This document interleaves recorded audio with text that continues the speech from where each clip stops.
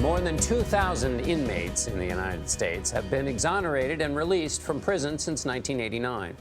On May 15th of this year, David Robinson joined them and walked out of a Missouri prison. Robinson had been given a life sentence, but the Missouri Supreme Court overturned his murder conviction. 48 Hours correspondent Erin Moriarty has been following Robinson's story. She went to Sikeston, Missouri, to find out how he is doing. Erin, good morning. Good morning. Inmates who are paroled get help with housing and finding employment. But if you're innocent and get released, you're often on your own. Getting back his life has been much tougher than David Robinson expected. Late on the night of May 15th, David Robinson walked out of prison into the arms of his waiting mother, Jeanette McCaster. It's true! Thank you, Jesus. When he come out that cell, I just was stunned, didn't know what to say, what to think right then. But it took some time for Robinson to actually feel free. What made you really feel you were out? Well, I see my mother and my family all the time in this room. I'm able to touch them physically, but to go pay respect to my grandfather's grave. 1 month later, Robinson made another dramatic walk. ID Webb. ID Webb. Down the aisle.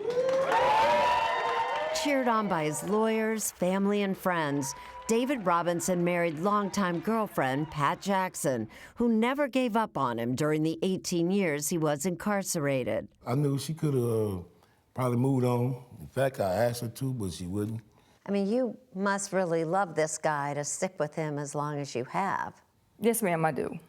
Yes, ma'am, I do. Here, here. She wasn't sure this day would ever come. Robinson had been serving life for the 2000 murder of a young mother, Sheila Box.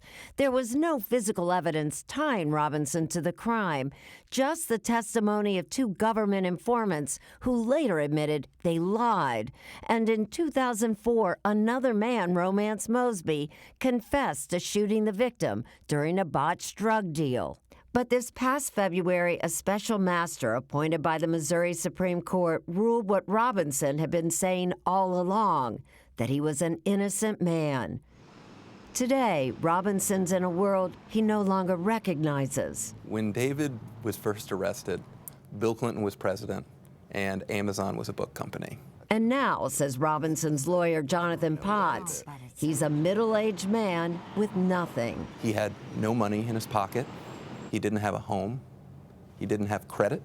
Essentially, you're being reborn. Click on to where the line. Jackson Robinson, a nurse, says just getting her husband an ID card was a challenge, and a bank account? You can't have a bank account because you have to have your residence for 6 months established. And how do you explain where you were for the past 6 months? Yes, ma'am. And then you have the other hurdles like health insurance.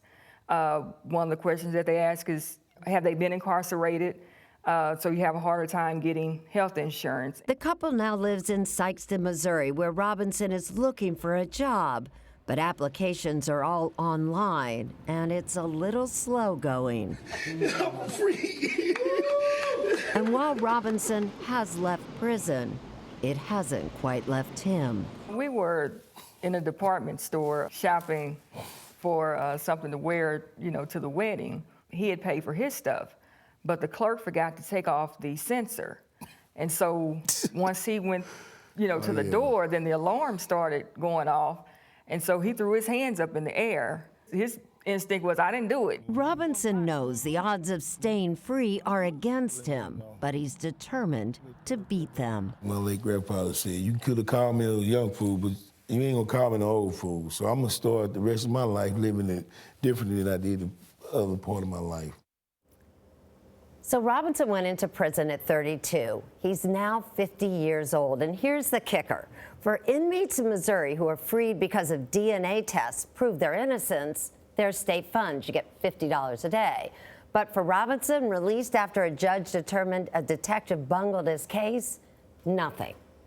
Nothing. So you're saying even paroled inmates get a better deal. Then what's he going to do? Well, he can sue. He has a really great case. I mean, there's a 53-page judgment by this judge who talks about what had happened in this case, but it could take years. He has no marketable skills because he was considered a dead man walking. He wasn't allowed to take classes in jail, in prison. So. And a guy confessed in 2004, so they've known. It's why I did this story. It was very, very disturbing. It shouldn't have happened. Special shout out I'm so to glad Pat. you did, Erin. It's an amazing story, and it's great to see it. You know, keep reporting it. Thanks. I will keep an eye on him. Love her. Yeah. I do Pat too. Jackson I is love Pat Jackson. She's the new hero in the story. You can hear Erin continue the discussion of David Robinson's case on our CBS This Morning podcast. She shares how she came across Robinson's story and the challenges he faces going forward.